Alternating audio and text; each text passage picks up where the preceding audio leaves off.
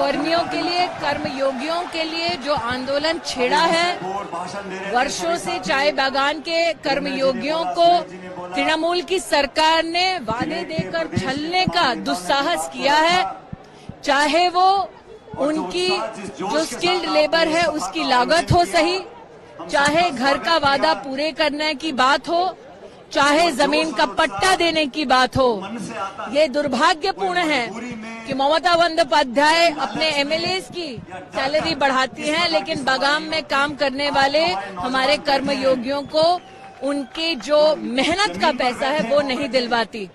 मैं विशेष ये भी कहना चाहूंगी कि पीएफ का पैसा जो कई कर्मचारियों का मैनेजमेंट देता नहीं है, उसके खिलाफ लगभग इलाके में 80 एफआईआर की गई, लेकिन आज तक पीएफ का पैसा गरीब कर्मचारियों तक पहुंचाया नहीं गया।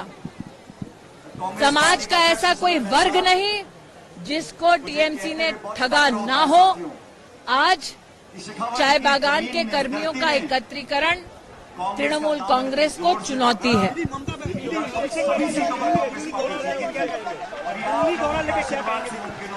मैं इतना ही कहूंगी, কাটমানিটা বন্ধ হচ্ছে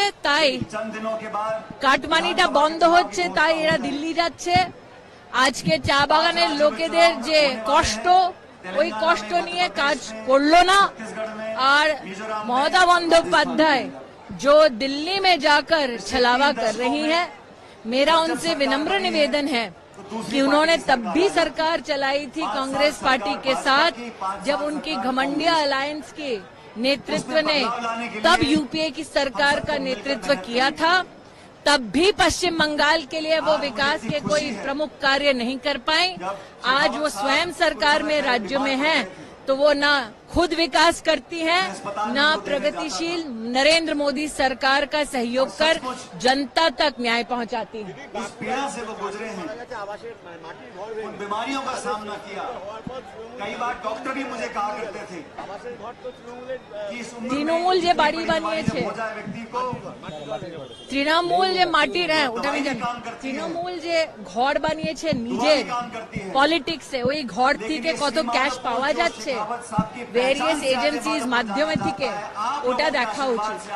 কেন এত বছর মা মাটি মানুষের কথা বলার পরে আজ অব্দি পশ্চিম বাংলায় গরিব ভালো বাড়ি পাচ্ছে না।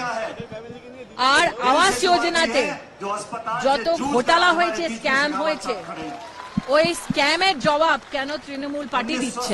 कर्मियों के लिए, कर्मयोगियों के लिए जो आंदोलन छेड़ा है, वर्षों से चाय बागान के कर्मयोगियों को तृणमूल की सरकार ने वादे देकर छलने का दुस्साहस किया है। चाहे वो उनकी जो स्किल्ड लेबर है उसकी लागत हो सही, चाहे घर का वादा पूरे करने की बात हो, चाहे जमीन का पट्टा देने की बात हो। ये दुर्भाग्यपूर्ण है कि ममता बंदोपाध्याय अपने एमएलएस की सैलरी बढ़ाती हैं, लेकिन बागान में काम करने वाले हमारे कर्मयोगियों को उनकी जो मेहनत का पैसा है वो नहीं दिलवाती। मैं विशेष ये भी कहना चाहूंगी कि पीएफ का पैसा जो कई कर्मचारियों का मैनेजमेंट देता नहीं है, उसके खिलाफ लगभग इलाके में 80 एफआईआर की गई, लेकिन आज तक पीएफ का पैसा गरीब कर्मचारियों तक पहुंचाया नहीं गया। समाज का ऐसा कोई वर्ग नहीं जिसको टीएमसी ने ठगा ना हो। आज चाय बागान के कर्मियों का एकत्रीकरण तृणमूल कांग्रेस को चुनौती है।